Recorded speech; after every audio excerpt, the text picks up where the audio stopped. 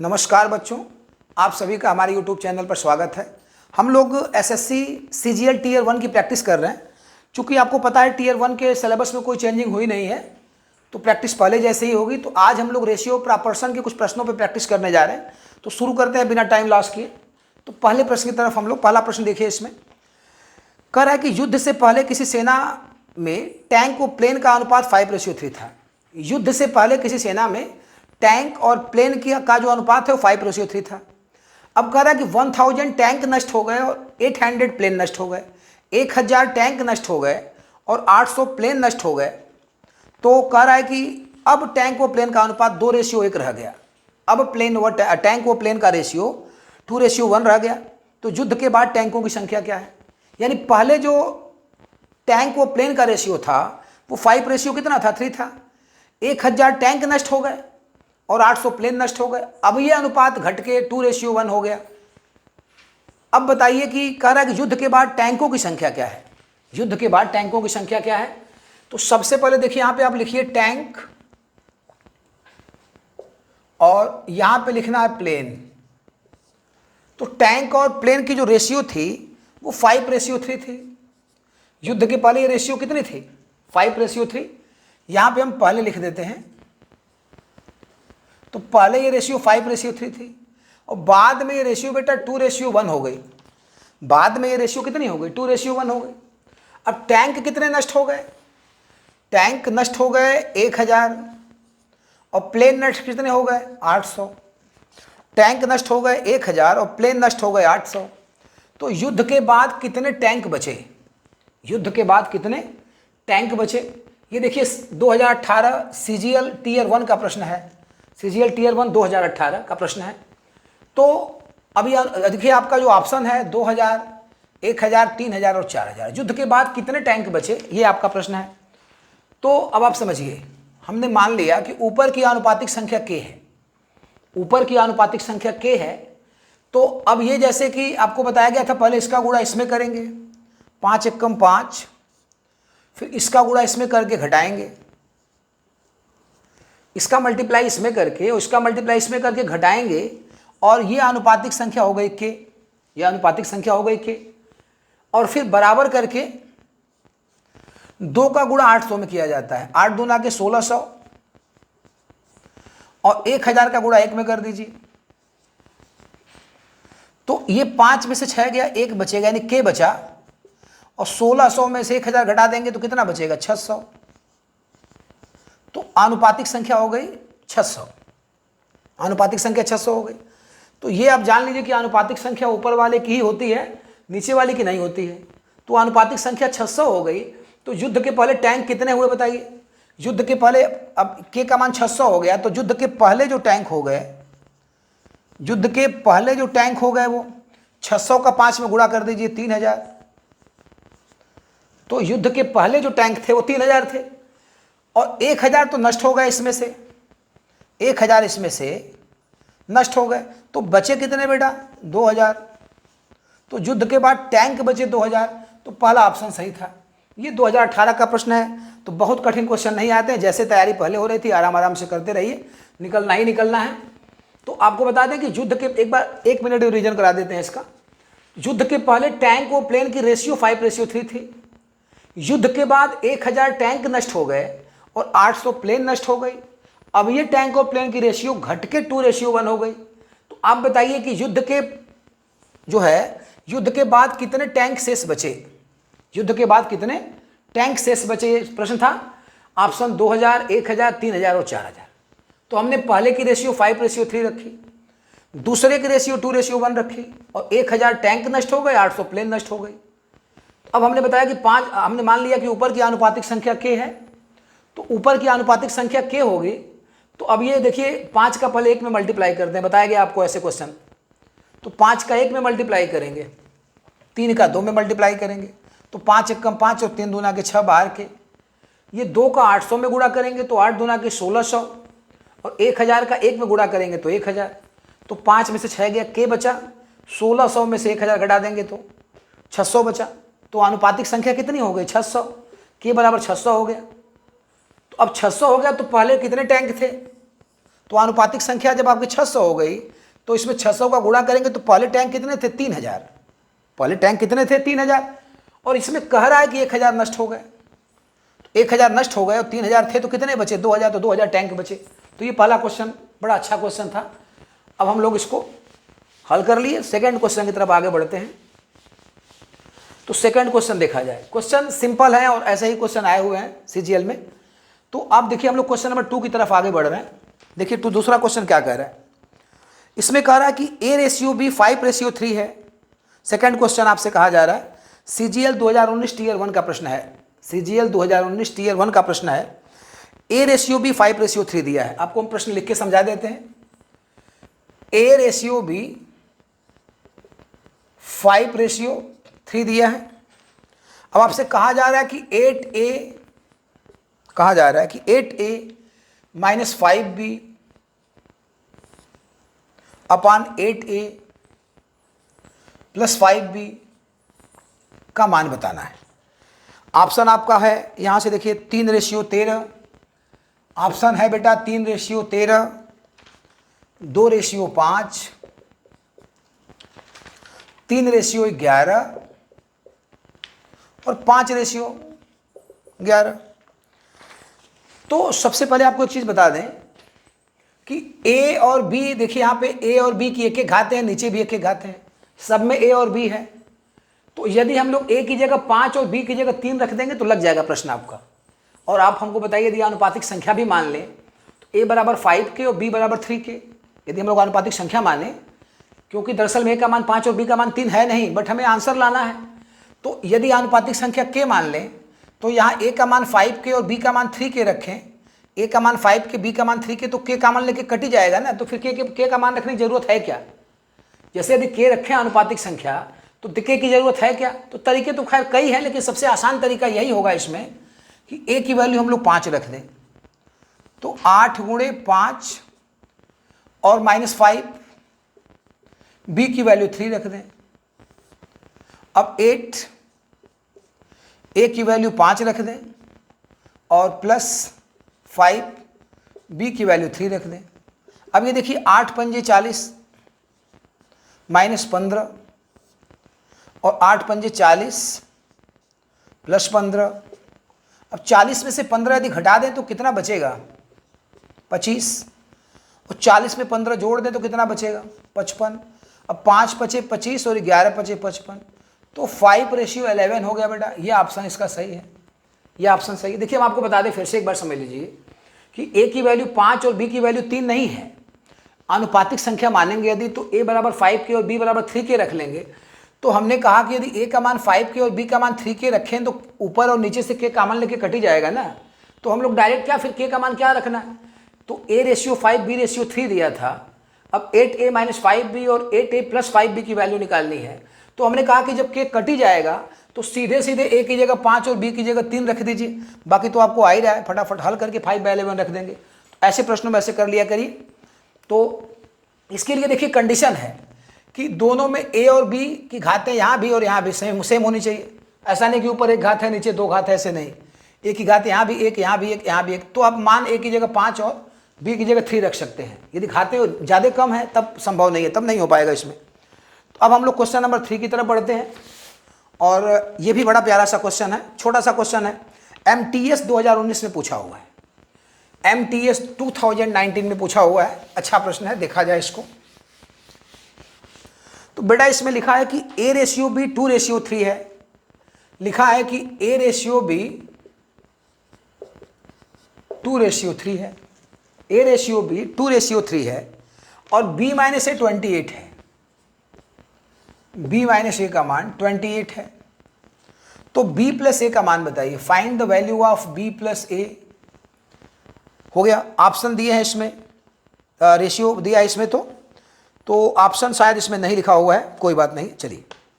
तो सबसे पहले तो आप ये समझ जाइए कि कह रहा है B + A बताना है।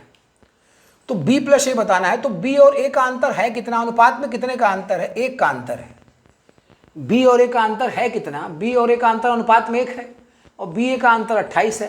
तो इसी 1 की वैल्यू बेटा 28 दिया हुआ है, 1 की वैल्यू 28। फिर से एक बार, बी और ए का अंतर है कितना, तो अनुपात में 1 का अंतर है और संख्याओं में 28 का अंतर है, तो यही 1 की वैल्यू 28 है। अब हमको बताइए कि 2 की वैल्यू कितनी होगी, यानी ए की वैल्यू कितनी होगी, तो 2 की वैल्यू जो होगी, 2 की वैल्यू निकालेंगे तो 28 दूना के 56 हो गया, तो 2 की वैल्यू 56 हो जाएगी। और 3 की वैल्यू कितनी होगी, तो 28 का 3 में गुणा कर देंगे तो 28 3 84 होता है, तो 56 और 84। अब आपसे कहा जा रहा है कि b प्लस ए कैलकुलेट करिए, तो b प्लस ए कैलकुलेट करेंगे तो b और ए कैलकुलेट करिए, यही देखिए आपका ये b की वैल्यू है, ये a की वैल्यू है, तो b प्लस ए कैलकुलेट करेंगे तो 6 4 10 को 0 हासिल 1 और 8 5 13 1 14, तो b प्लस ए का मान बेटा 140 आ जाएगा, b प्लस ए का मान 140 आ जाएगा। तो आप पहले ध्यान से इसको देखिए, कह रहा है कि a और b का रेशियो 2:3 है और b और a का अंतर 28 है, तो b प्लस ए की वैल्यू बताइए, b प्लस ए की वैल्यू बताइए। तो वैसे भी आपको बता दें, एक ऐसे भी समझा देते, एक तरीका और समझा देते हैं कि b प्लस ए है कितना, 5 है ना, इसमें डायरेक्ट भी निकाल सकते थे हम लोग। b प्लस ए यदि 5 है तो b और a का अंतर कितना हो रहा है, 3 और 2 का अंतर 1 है, तो 3 और 2 का अंतर 1 है अनुपात में, तो इसी 1 की वैल्यू 28 दी है, 1 की वैल्यू 28 दी है, तो अनुपातिक योग 5 है, 3 2 5, तो 5 की वैल्यू कितनी हो जाएगी, 5 8 40, 5 दूना के 10 4 14, तो सीधे सीधे 140 आ जाएगा, क्योंकि योग तो यहाँ पे 5 ही है ना। तो यदि 1 की वैल्यू 28 है तो 5 की वैल्यू 140 हो जाएगी, तो वैसे ही आ गया। अब वैसे हमने बताया आपको कि 1 की वैल्यू यदि 28 है तो 2 की 28 दूना के 56 और 3 की 28 3 84 जोड़ देंगे तो आ जाएगा। तो दोनों ही मेथड ठीक है, कोई बहुत बड़े मेथड नहीं थे। तो ये क्वेश्चन आपका पूछा हुआ था एमटीएस के एग्जाम में 2019 में। अब हम लोग 4th क्वेश्चन की तरफ आगे बढ़ेंगे, क्वेश्चन नंबर 4। तो क्वेश्चन नंबर 4 भी देखिए पूछा हुआ है एग्जाम में। तो क्वेश्चन नंबर 4 कहा जा रहा है, कह रहा है कि A:B:3 1:3:5, A:3 1:3:5। तो आपको 4a - b + 2c कहा जा रहा है, 4a - b + 2c, तो 4a - b + 2c और यहां पे 3 ब्रैकेट में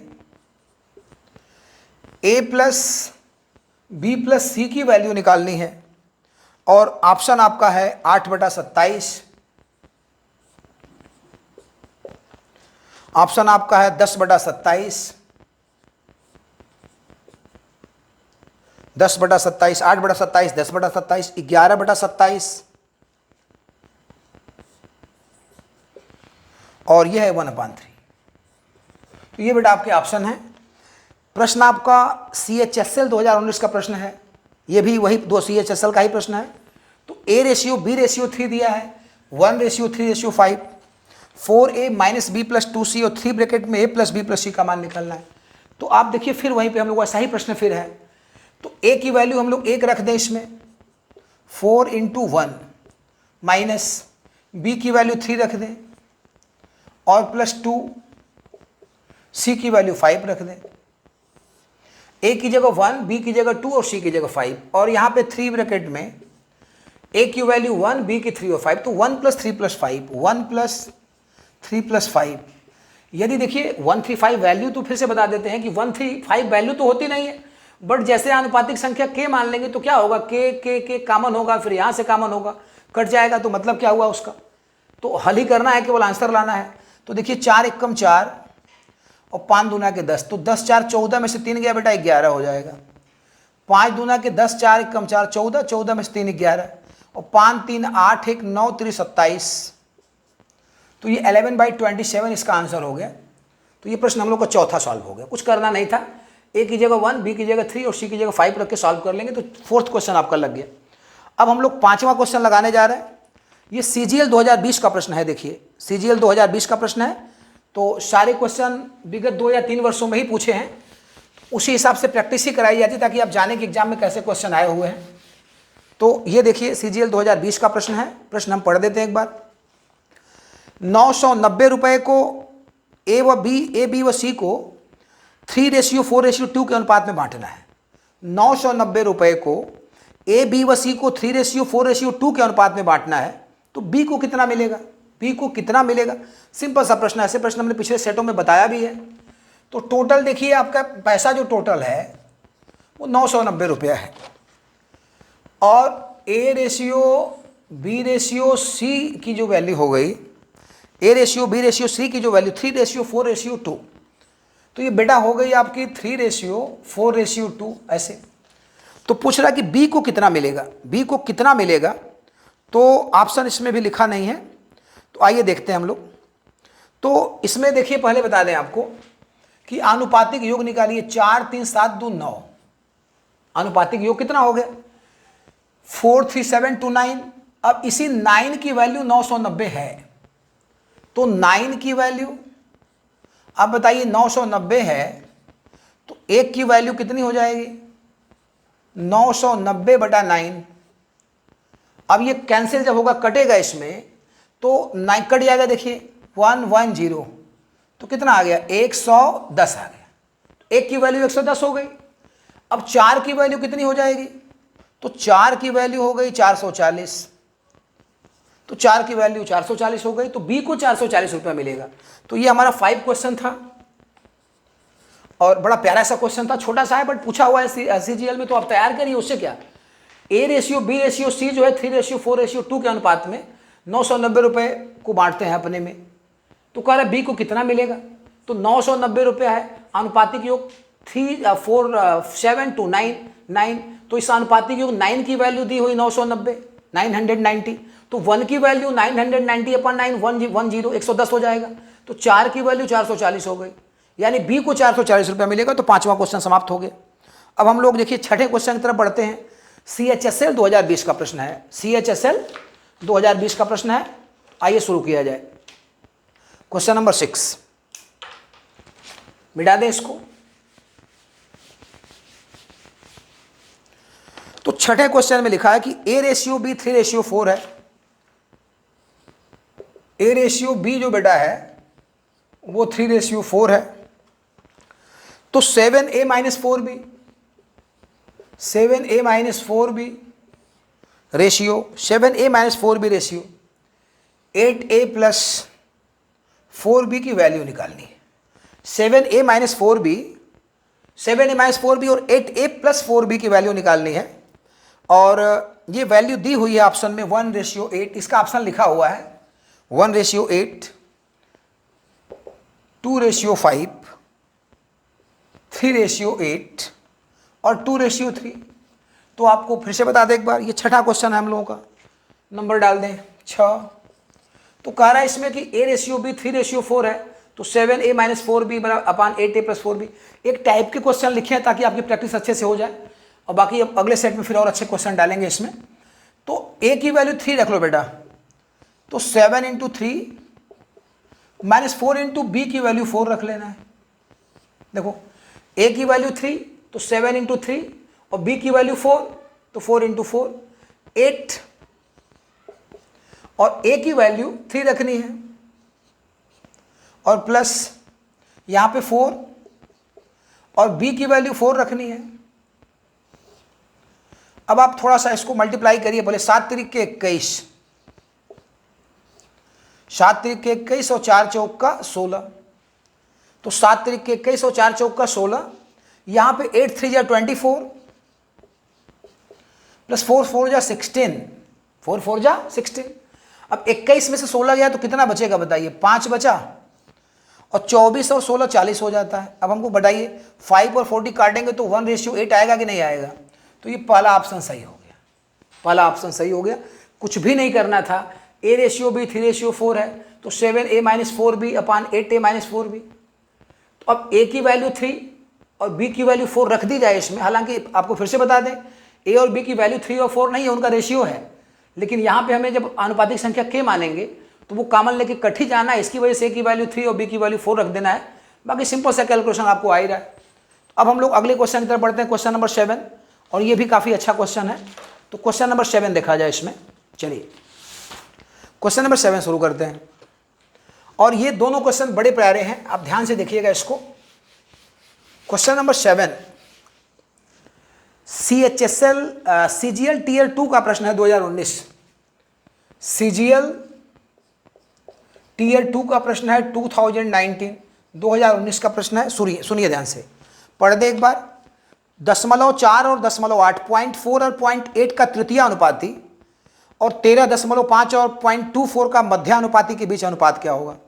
यानी पहली दो संख्याओं का तृतीय अनुपाती और अंतिम दो संख्याओं के मध्यानुपाती का अनुपात क्या होगा? ऑप्शन लिखा है 5:4, ऑप्शन लिखा है 5:4, 7:8, 8:9 और यहां है बेटा 9:10। 9:10 है। तो 0.4 और 0.8, 0.4 तथा 0.8, 0.4 और 0.8 का तृतीयानुपाती बताना है। आपको पढ़ाए थे तृतीय समानुपाती पता होगा आपको। b² होता है बेटा। a और b का जो तृतीय अनुपाती होता है वो b² और मध्यानुपाती √ab होता है। तो तृतीय अनुपाती जब निकालेंगे तो b², ये b की वैल्यू है, तो 0.8 का स्क्वायर अपन 0.4। अब 8 या 64, 2 अंक पे डेसिमल लग जाएगा अपन 0.4, ये डेसिमल इसे कटेगा तो हो जाएगा 6.4 अपन 4, यानी 1.6 हो गया, 1.6। तो 0.4 और 0.8 का तृतीय समानुपाती या तृतीय अनुपाती हो गया 1.6 और 13.5 और 0.24 का मध्य समानुपाती, ये 13.5 एंड 0.24 का मध्यानुपाती बताना है।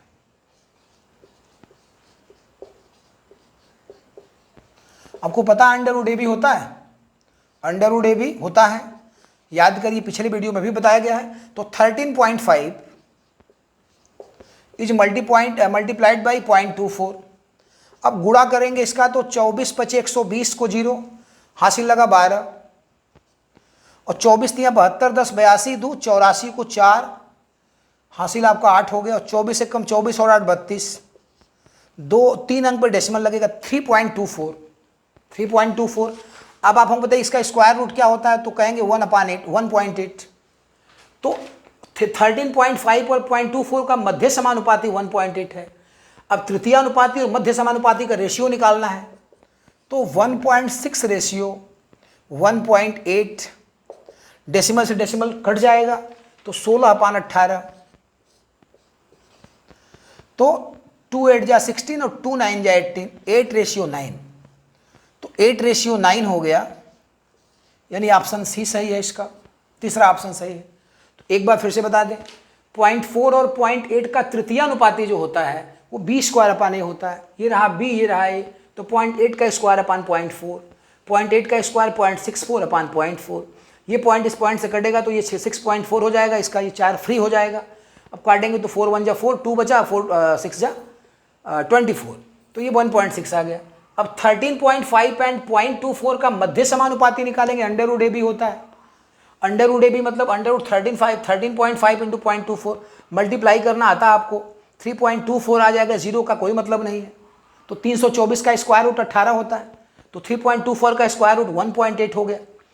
अब आपको ये तृतीय अनुपाती और मध्यानुपाती में रेशियो निकालना है, तो 1.6 रेशियो 1.8, डेसिमल से डेसिमल कट जाएगा 16/18, तो 2 8 16 और 2 9 18, 8:9 का रेशियो हो गया इसमें। तो इसको उतारना है तो उतार लीजिए। एक लास्ट क्वेश्चन है 2 मिनट का है, तो उसको भी देख लें हम लोग। CGL 2018 टीयर 1 में पूछा हुआ है, तो ये भी नया क्वेश्चन है, देखिए ध्यान से।